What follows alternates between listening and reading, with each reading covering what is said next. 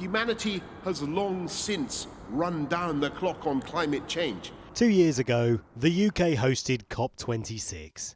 It's 1 minute to midnight on that doomsday clock, and we need to act now.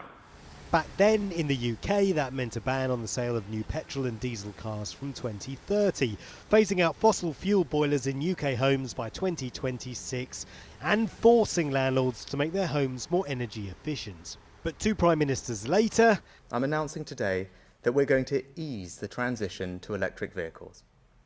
You'll still be able to buy petrol and diesel cars and vans until 2035. Instead of 2030. Bear in mind, transport accounts for almost a quarter of the UK's carbon emissions, while buildings, including homes, account for 17%. We'll never force anyone to rip out their existing boiler and replace it with a heat pump. You'll only ever have to make the switch when you're replacing your boiler anyway, and even then, not until 2035. Instead of 2026. And 20% of homes are now exempt because they're deemed unsuitable for heat pumps. Plus, landlords will now be encouraged, not forced, to make their homes more energy efficient. So why the changes? I believe in net zero. We're going to get to net zero, but we're going to do it in a fair and proportionate way that is mindful of the impact on families.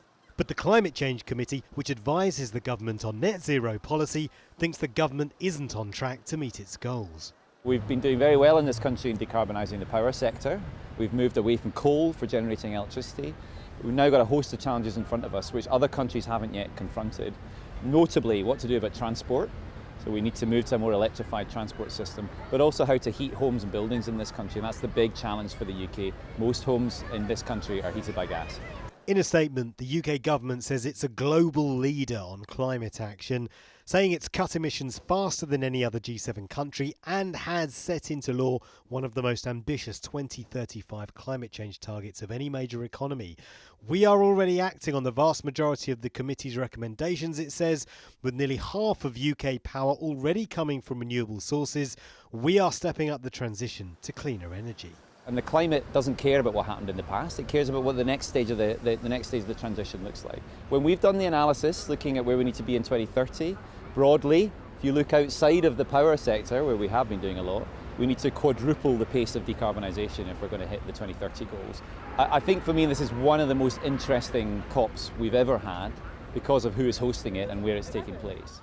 Paul Hawkins, CGTN.